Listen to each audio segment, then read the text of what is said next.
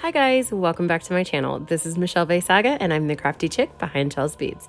I know it's been a while since you guys have seen a video from me and I thank you so much for your patience. So we're going to jump right in today with a really fun Halloween tutorial using mainly stuff you can find at your local Dollar Tree. I hope that this brings you a lot of inspiration for the coming spooky season. So if you are ready to jump into this video, let's get started. As always, I will have every one of the materials listed and linked in the description box below, and you may even find some discount codes there as well. So to begin with, I found these adorable little bones in a package at Dollar Tree, along with this kind of faux mason glass type plastic container. And I knew exactly what I wanted to do with this. So I got out my alcohol inks, which are friendly to use on smooth surfaces like plastic and glass, and I chose some really weathered looks. For the container, I wanted to do something like old mercury glass, something you might find in like a scary basement or like a mad scientist laboratory. And I wanted to kind of use that same effect. So to do this, I'm taking Brea Reese's Fog, which is a beautiful light gray, and then I'm mixing it with Smolder from Holtz. This is a metallic additive one, so you do have to shake it up really well and make sure that you have that pigment dispersed. I add a generous amount in there because really what I want is that shine from the Smolder, but that kind of more gray tone from Brea Reese's Fog. I'm just going to take one of these chip brushes. They're very scraggly and perfect for these kind of faux finish techniques. I'm just going to dip it in and I am going to kind of tamp it all over the surface of this plastic container. It doesn't look like it now, but as we keep adding layers of this, it is slowly going to almost frost the surface with that beautiful pearl mica pigment that's in the Smolder. And as you add layer upon layer on top of each other, the effect of the alcohol ink is going to give that weathered, almost mercury glass look. Once you're done, you can see this beautiful effect that it gives, and it does need a few minutes to dry, but once it's dry, it's perfectly fine on there. There's no need to seal it. We're going to set that off to the side, and now we're going to move on to these bones. As you can see, they look like really old, weathered bones in a graveyard, but they started off as these plain plastic bones, not a lot of dimension, and you can just tell that they're made out of plastic. So we're going to take that alcohol ink again, and we are going to just jazz these up.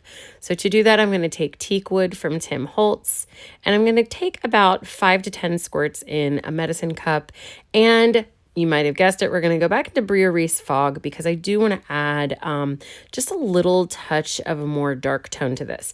Now, instead of a chip brush, we're going to go in with one of these silicone makeup brushes, and we are going to gather a little bit of the paint on the tip of the brush, and now we are just going to smooth it over. Because plastic is non-porous, it's going to take the dye from the alcohol inks, but it is not really going to move around very much. So we want to take this tip of this silicone brush so we can just help coax it into all of those little nooks and crannies. As you can tell by my hands, this got a little messy. So I warn you ahead of time that it may be better to wear gloves when doing this process. Once you have all your bones done, you're going to print a decal of choice. For this one, I used one that said catacomb dust because I thought it was absolutely perfect. And taking a nail file, we are going to rough this up. We want it to look like an old label. We don't want it to look like it just came out of your printer. If you'd like to see tutorials on how I do my printable vinyl, I will link some tutorials below, but really you could use any kind of fun sticker you have around. I know they do sell some potion labels that you can buy. Whatever it is that you want to use is perfectly fine. Once it's on, I'm going to just distress it a little more, and we're going to come back in with the alcohol inks yet again.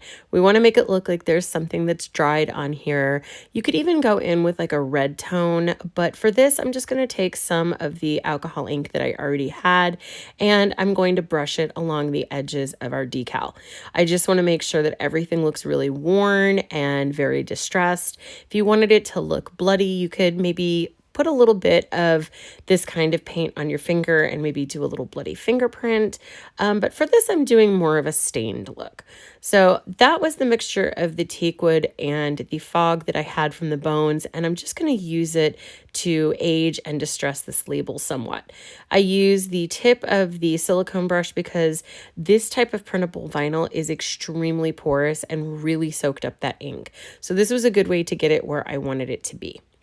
You're going to go ahead and repeat with the other side, making sure that you're distressing it so it looks just like the other side that you've done. And once you're done with that, we are going to assemble all of our pieces together. We're now ready to assemble all of our components. I did have to add a riser to the bottom of the container because unfortunately the bones were the exact same size. To do that, I used some crinkled up newsprint. You could use old book pages, you could use actual newspaper, just something that looks weathered and old.